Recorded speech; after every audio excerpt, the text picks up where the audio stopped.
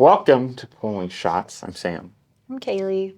And today, talking about farmers markets. Oh, yeah. Again. Wait. I think we talked 3 months ago. Okay. Was that the whole subject? The whole topic? I think so. At least a big portion of it. A lot's happened in 3 months. Yeah, a lot has happened. We have now done 4 markets for the month of May. This year. And the market's grown quite a bit, I feel like, as a whole. And it's a really big market. Like, It's a big market. Really, like... Yeah, I don't know on a national level, but I know it gets, like, at least, for sure biggest in Iowa, maybe the Midwest. Mm-hmm. It might be the biggest, like, it's once a week. I guess there are markets, like, especially further south that are every day. Okay. Or bigger ones, but this, I think, per market is one of the biggest in the country. Mm-hmm. Just gets a lot of attention. But yeah, this is our 5th. Is it really? 22? 22, 3, 4, 5. Yeah, 5th year here. That is crazy. Isn't it crazy? Yeah. So we've learned a lot every year. I think we've changed something every year. This is the first year we're like really dialed in. So I guess we're just going to share kind of what we've learned over the 5 years of this market. Yeah. We started small. We started, I guess, going back 2020, we started doing markets because we just had a little extra time, needed something else, so we started doing smaller ones around. Yeah, like small town markets. So they'd usually be on the weekdays. Yeah. Like weekday nights, things like that. Yeah. So that's kind of why we started, and then we did like a couple one-off events, like an art thing and a winter market, and then some sort of dog show. Then we did the Des Moines Farmers Market 2022. We started. Coffee was not very big. We were like maybe the second or third. Yeah. Coffee booth. And there were maybe 5 or I don't know how many blocks, like 6 to 8 city blocks. So it's pretty big. There's it's several hundred vendors. Yeah, it's been big as long as I remember, but it's just growing. Yeah, and they're trying to grow right now, I think. It feels like they keep bumping up, and like it's kind of at capacity almost, where But for us, it's grown every year. I think this is definitely the biggest jump to the start we've had. Yes. And you just worked it. Mm-hmm, I did. Memorial Day. Memorial weekend, yeah, Saturday. Yeah. It was the busiest day we've ever had. So it was a record-breaking day. Did it feel like that was the busiest day we've ever had? It kind of falls in line with the other busy days that we've had. Yeah. I would say we started out with 2 people the first couple of years, then we went up to 3 people, and now for this past weekend we had 4 people working the market. And if you have the right layout, that is really helpful, and that might have been why I didn't feel like I was that busy. Like, I was taking orders, and then I'd have somebody would be like there helping with ice cups and relaying the order, and then you have now we offer 4 different types of drinks technically, because we've added the matcha. So it's nice to have 4 people, but it took us, as our 5th year, to have 4 people. So, and it is so streamlined. Like, I think of a 4 people at our coffee shop, at our 86 drive-through location. That requires, if it's like a $400 hour, that's like 4 people worth. Where here it's like $1,000 hour. Requires 4 people. Yes. So it's like 2.5 times because of the simplicity and the streamlined. Like, the 4th person is literally just filling cups with ice. Yeah. For an hour. Like, that's all they're doing because of how efficient everything else is down there. Yeah. And I will say what we did right, I think, from the beginning is offer a very simple menu, because then it's really hard not to be streamlined if it's so simple. Yeah.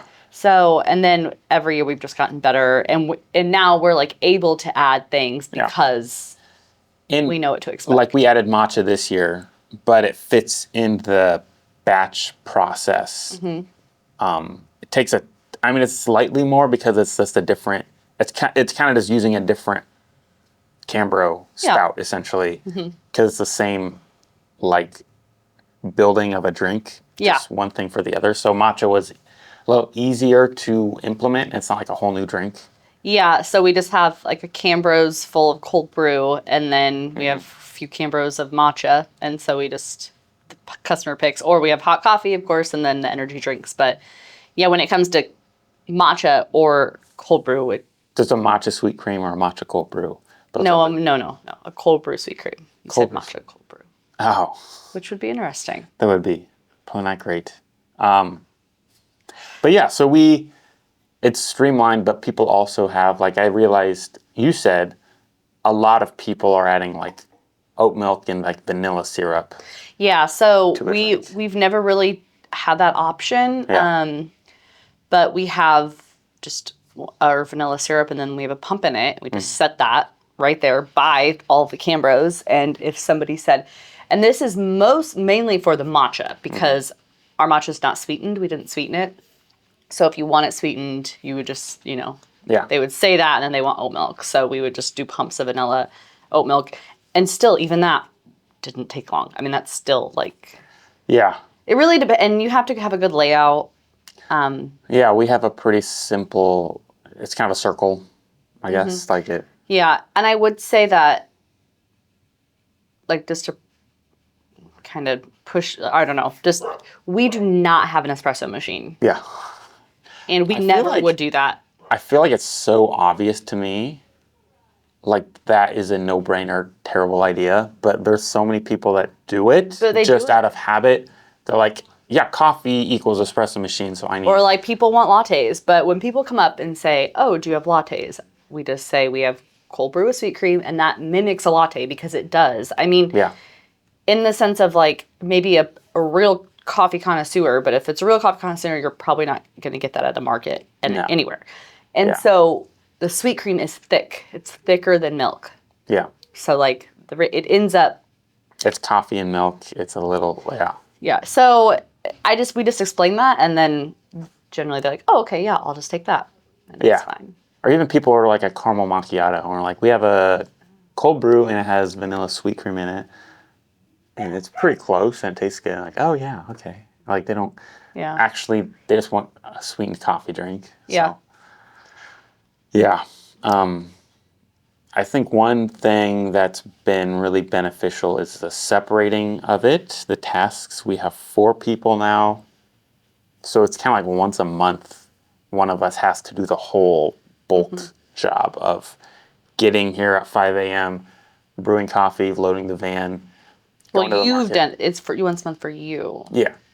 We can all switch. I mean... Yeah, we all switch, but also like... Some people like doing it more than others. Some of them just like have the days they want to do it. They don't want to. So we're pretty flexible, but yeah, it's So that works out well because I see other people, like they have 5 people there setting up for the market.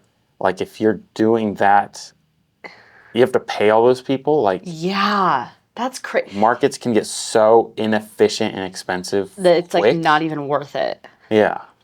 So one thing, because we used to have 2 people, and it was just the 4 of us, so we're switching. We didn't get outside help, so it was just every other week for the whole summer. Yeah. Which was tough. That was hard. So that's one thing I think that's learned. And people genuinely like doing it. Yeah. We do pay a little bit more for the market just because it's like not your normal routine and you have to park downtown. It's a lot extra, but we also want people to want to do it. Yeah. And it's fun if you don't have to do it. It's a lot more. It's just a fun thing. Yeah, I love it because I don't have to do it. Yeah. Like you get. I mean, we do, but like I know there's other people that can do it instead of me. Yeah. So I like want to do it. Yeah, it's a lot more. Yeah, and I think that internally has made it more successful too. Yeah. Just having the flexibility to not not hate it. Because I see people like the people next to us, they are there every single Saturday. And I mean, both of them, but I'd say the food one is more like they're just grinding it out. They're the ones, they're there before us. They have 3 people setting up. When we are leaving, they're not even tearing down yet, and they have a booth twice our size. So Yeah. it's an But we 8. also run out. They don't really do that. They don't really run out of things. Well, yeah. So they're like selling until the possible last minute. Yeah. Do you know what I mean? Yeah. So it's like a little, I feel like it's a little different. It's a little, but I'm saying like our day it's an 8-hour day for one person. It's Sure. probably 12+ hour day Yeah. for them. Well, we also are really lucky because we drive like 20 minutes max. Yeah. And there's people that drive hour, Yeah, an hour, 2 plus hours. They're getting up at 2, 3 a.m. Yeah. No, that, I don't know if it'd be worth it for that. But. No. Yeah. So we're very fortunate, but we've also definitely taken, because I see other coffee shops who are have the same opportunity as us, who are just kind of letting it slip by trying to push their own preferences or brand or what they want to sell, opposed to just giving people what they want, which I feel like this specific market is good coffee. 90% of it want it sweetened, and they want it fast, and that's kind of what we focus on. Yeah, and I will say, I think you come around a lot. Yeah. When it comes to the market. You were very, I feel like at least 2 or 3 years ago, you were very like, nope, this is the menu. We are not going to venture out. Like, if they don't want it, then that's okay. But now it's like you're realizing, okay. Because we got it so streamlined and because we like know what we're doing, that it's just. Yeah, we started broad. Kind of, let's offer everything so we make everyone happy. And then like the little markets? The little markets we had. Like tea, lemonade. Yeah, tea, lemonade. Like, we had hand squeezed lemonade too, and like a ton of different syrups we offered. Could you imagine doing that right now? And then we switched all the way back to just cold brew and sweet cream, and that's it. Not even a special sweet cream for the first year. It was just. And hot coffee. And hot coffee, yeah. But yeah. And then we added the energy drinks. Added energy drinks, and then we started doing a special flavor every week. Yep. And now we added matcha because it's another thing, but also it just fits right in. Yeah, and it's matcha's always been, in like people have always been talking about matcha for years, but it's like really, really right now going crazy. So we had to implement that, and some people just don't like coffee. No, crazy. That's okay. So those are definitely things we've streamlined. I would say I think the point of this podcast this episode would be that you like don't sell yourself short, just try it because it really, really can pay off and you don't actually have to put that much money into it. Like you got to get one of the tents, a couple tables, a sign, like you can start small and then and figure it out. And I mean, it generally is very worth it. I would say coffee ones don't really go that well in the afternoon. Yeah. So I don't know if I would really, any morning ones is where you're gonna have. For sure. Weekend morning markets, that's where the coffee really has to. That's where you're gonna excel. Yeah. But those are also gonna be the bigger ones, so just be prepared for that. Yeah. And just kind of listen. I mean, it takes years. Kind of like it takes like 2 decades to become an overnight success kind of thing. Where, like, we've been doing it. I'm like right now we're doing really well, but like looking back, we started 6 years ago doing farmers markets, and we've grown every year, learned every year, changed things every year, and now we're here. So. Yeah. All right. So any parting thoughts? I think that's it. I mean, I don't know. I mean, my mind goes to like, can we take this into like catering or pop-ups? But is that even worth? We've talked about it. We've thought about it, but it's just like. It's similar, but so different also. Well, yeah, because when you're doing catering and pop-ups, people are seeking you out. Like, it's not, you don't just have this opportunity to be somewhere where there's thousands of people. Yeah. In a chunk of, like, they have to seek you out, your specific company, and ask you to come. Like, it's a lot different. Yeah. I mean, if you already have that going, then getting into a market would be so I feel like easy. it would go that direction. So easy. Or if you have a brand, people looking for you, people are aware of you in your local area, then to show them up to a market, it would kind of be a lot more seamless. Where if you're going from a market to a pop-up Yeah, that'd be hard. event, and now it's like people have to find you, and you have to make people aware of where you are, and Yeah. So I agree. it's different. That's my only thought, though. Okay. Good thought. Yeah. Okay. Thank you. All right. Thanks, guys. Bye.